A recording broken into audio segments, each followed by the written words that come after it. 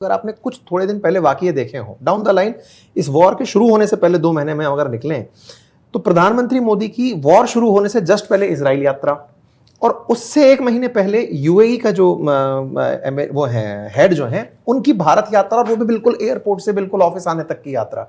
हाँ, 1 डे की थी, 1 डे की विजिट, जिसमें वो पूरा 1 डे भी काउंट नहीं था, नाइट स्टे नहीं थी। हाँ, राइट। और इस बीच में जब प्रधानमंत्री मोदी इजराइल जाते हैं तब एक चर्चा आती है कि इजराइल भारत के साथ मिलकर के तुर्की के खिलाफ एक अलायंस बना रहा है, जिसमें साइप्रस है, जिसमें यूएई है, जिसमें भारत है, और मतलब इजराइल अपने साथ में उधर की तरफ ग्रीस है। इन सबको लेकर के तुर्की के खिलाफ एक मोमेंटम खड़ा किया जा रहा है। यानी कि कुछ तो ऐसा है जो कर्टन के पीछे चल रहा है, और यूएई को कुछ ऐसा ऑफर किया गया है पैरेलल वर्ल्ड में, मतलब कि तुम्हें ये सब हम देंगे आने वाले टाइम में। सबसे ज्यादा जो आई वुड से जो इसमें because of closure of state of Hormuz जिसको इफेक्ट हुआ है, वो मेरे हिसाब से, बाकी तो छोटे देश हैं, कतर है, ओमान है, बहरीन है, इनको तो हुआ। इराक की तो तेल निकलना ही मुश्किल हो गया क्योंकि पाइपलाइन भी नहीं गई। सऊदी अरेबिया के पास पाइपलाइन है, यूएई के पास पाइपलाइन है, तो ऑफकोर्स उसमें भी उसने बॉम्बिंग कर दी। बट आप ये देखो कि यूएई जो है उसकी तो पूरी फाइनेंशियल जो वो थी, वो बिल्कुल दुबई जो एक सिक्योरिटी, वो जो एक बोलता था कि मैं तो एक सिक्योर वर्ल्ड का सबसे सिक्योर हूं, स्ट्रेट ऑफ हॉर्मुज को बंद करने से, या it is being used as a kind of a nuclear weapon by Iran, सबसे ज्यादा नुकसान किसको हो रहा है? सऊदी अरेबिया को हो जाएगा, मिडिल ईस्ट को हो जाएगा, किसको सबसे ज्यादा? चाइना को हो रहा है।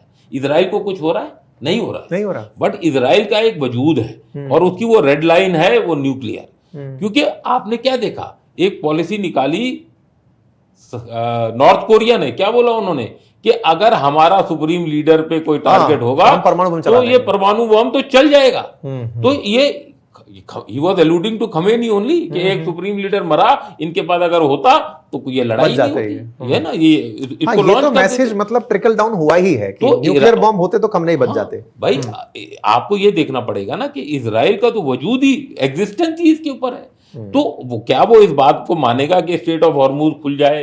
क्या वो इस बात को मानेगा कि जो सैंक्शंस ईरान पे हैं वो छूट जाएं? अब 906 किलोमीटर का जो बॉर्डर है, पूरी स्मगलिंग तेल तो पूरा वहीं से आता था।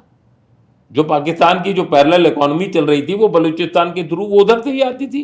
अभी 6 उन्होंने लैंड रूट जरूर बनाए उधर तो जाने के लिए कि भाई, क्योंकि वो वहां से नहीं जा रहा। उसने ये भी बोला कि हम दुबई खत्म हो रहा है तो आप ग्वादर को बना लीजिए, हमारे पास 67 बर्थ्स हैं जो हम प्रोग्रेसिव, अभी तो 3 ही बर्थिंग है शिप्स के लिए, बट हम 67 बन सकते हैं। बट एक ऐसी जगह जो आप चाहते थे कि दुबई का एक वो बन जाए, आप कुछ कर ही नहीं पाए उधर। एक ऐसी जगह जिसको आपने आइलैंड बनाया था, सीपेक का बिल्कुल आइलैंड ऐसा बनना था, जहां कभी बारिश नहीं होती, जहां के लोकल्स को कभी कुछ नहीं मिला। क्या है वहां? कुछ भी नहीं हो पाया, एक फ्लाइट नहीं लैंड की।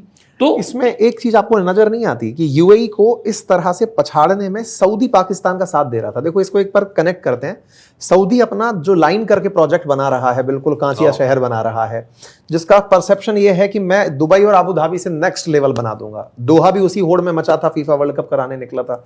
सबको दुबई से कंपटीशन है। और अब दुबई की बढ़ती ताकत को देखकर, जैसे वो 3 इडियट मूवी के अंदर डायलॉग है ना कि दोस्त टॉप कर जाए तो दुख ज्यादा होता है, यहां पर दुबई को टॉप करते हुए देख जीसीसी कंट्रीज में एक अंदर से राइवलरी रही कि बेटा तुम्हारा दुबई तो हम सेटल डाउन करेंगे पहले, कि तुम्हारा दुबई तो उठने नहीं देंगे। बहुत बुरे हालात हैं फिलहाल के लिए दुबई में, कुछ लोगों से कनेक्शन भी बनते हैं। वही चीज करने में पाकिस्तान और सऊदी एक साथ आ गए कि ठीक है, तुम अपने यहां पर ग्वादर डेवलप कर लो, न्यूक्लियर बम तुम्हारे पास है ही।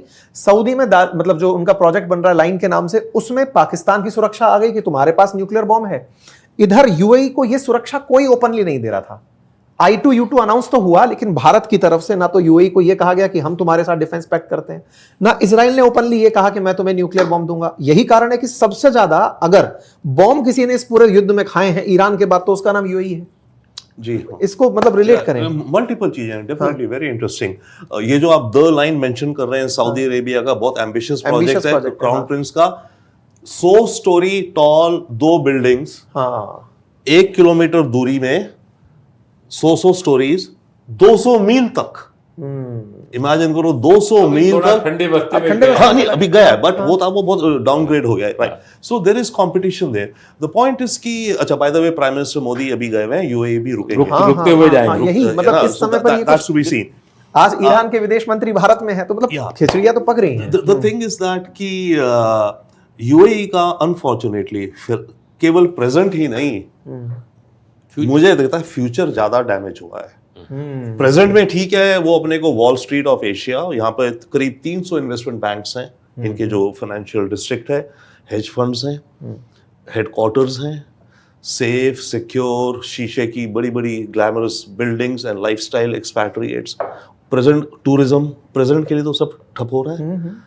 लॉन्ग टर्म में इनको जो नुकसान है ना, ये सब अपने को पोजीशन कर रहे हैं for the future. Even the crown prince, ये लाइन प्रोजेक्ट वगैरह क्या है, एंड फ्यूचर इनको दिखता है logically AI, technology, green hydrogen etcetera, right.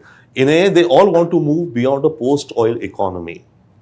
ये देश रेस कर रहे हैं, इन्हें पता है तेल कभी खत्म होगा, और बीच में इनको डर था कि रिन्यूएबल्स पे ज्यादा हो रहा है, तो पोस्ट ऑयल हमें क्या करना है, तो उसमें मेजर इन्वेस्टमेंट्स कर रहे हैं।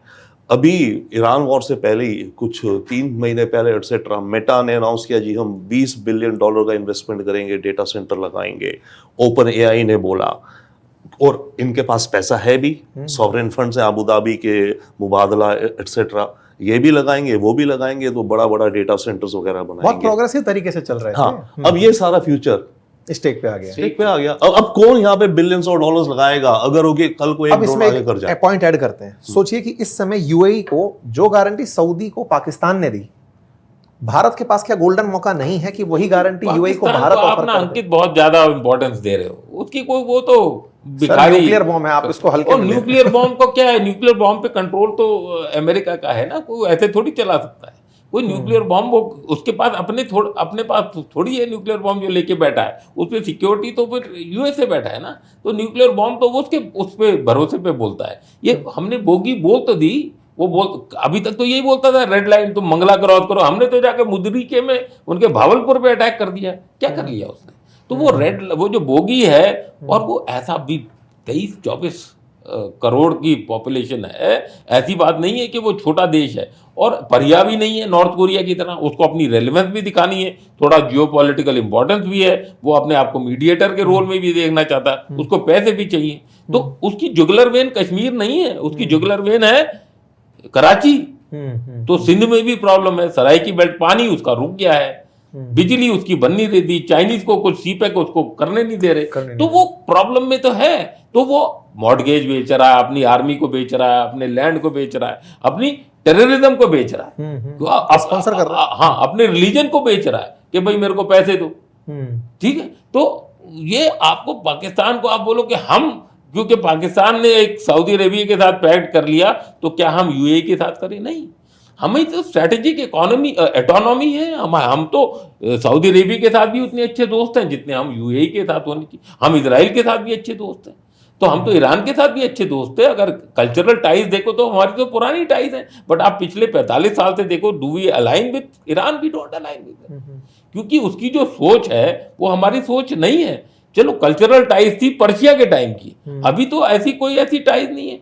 तो we had to stand with Israel, and because Israel was standing with USA, willy nilly we was standing with the western part. दो अगर आप देखो तो ईरान ने तो किसी पे हमला नहीं किया ना, 88 कंट्रीज में यूएसए ने ही हमला किया, चाहे उनका रिजीम चेंज किया, चाहे वो अफ्रीका में किया, चाहे वो एशिया में किया, चाहे यूरोप में। बट आपको ये सोचना पड़ेगा कि अगर आप देश का मैप वर्ल्ड का मैप देखते हो, एक डिक्लाइनिंग हेजेमन है जो कि यूएसए है, वो थानेदार था पूरे वर्ल्ड का, वो धीरे धीरे नीचे आ रहा है। एक राइजिंग कॉम्पिटिटर था चाइना, जो कि राइजिंग कॉम्पिटिटर नहीं, अभी अपने आप को को इक्वल बोलता है। और ये जो ट्रंप की विजिट हुई है, इसमें ये दिखा रहा है कि हम इक्वल पार्टनर है, if not better, because I control, बोल रहा है ना कि हम कोएग्जिस्ट करेंगे, कंपटीशन नहीं करेंगे। तीसरा पोल कौन सा अगर बन सकता है, कौन बन सकता है? वो भारत बन सकता है। उसको विश्व गुरु नहीं बनना है, उसको विश्व मित्र बनना है, उसको बैलेंसिंग एक्ट करना है, उसको कनेक्टिंग एक्ट करना है, क्योंकि वो ईयू नहीं कर सकता, वो रशिया नहीं कर सकता, वो और कोई नहीं कर सकता। तो ये जो I2U2 हम बोलते हैं, इंडिया, इजराइल, यूएई, यूएसए, ये जो चारों का जो पैक्ट है, इसमें मेरा जो बोलना था ना, जैसे अपन ने अभी बात करी कि दुबई का फ्यूचर स्टेक पे है, इतने बिलियंस ऑफ डॉलर का इन्वेस्टमेंट स्टेक पर है, और दुबई के ऊपर या फिर कहें तो यूएई के ऊपर जो हमले हुए उसके पीछे बड़ा रीजन था कि उसकी सिक्योरिटी कमजोर थी। बिल्कुल, बट ओएनजीसी का स्टेक है ना, वो तेल के उसमें है, यूएई में है हमारे, और डायस्पोरा आप देखो। मैं आपसे वही बोल रहा हूं कि ऐसे कंडीशन में अगर यूएई को भारत सुरक्षा ऑफर कर दे कि हम तुम्हारे साथ हैं, मतलब व्हाट इफ, मतलब ये ऐसी वाली बात है कि व्हाट इफ में आई थिंक पहली बात तो ओवरऑल में रहेगा कॉपी कैट, ऑनेस्टली, ठीक है ना, ये रहेगा पाकिस्तान सऊदी करा, अब इंडिया, अच्छा हमने ऑफर करा का होगा कि भाई हमें भी चाहिए, भाई अगर हम यूएई से पैक्ट करेंगे इसका मतलब हमें भी मदद चाहिए। सऊदी और पाकिस्तान में तो है, दोनों को मदद चाहिए, मेरे पे अटाएगा तो मुझे बचाएगा, अब हम करेंगे, कोई कैंप में नहीं बैठना चाहते। हम सुरक्षा किसको प्रोवाइड करते हैं, except for Bhutan to some extent, where we are not only training but we are financing their army or their police or whatever. I don't think so. This is a matter of our any foreign policy also. And I think we should remain the way we are. Strategic autonomy, partnership.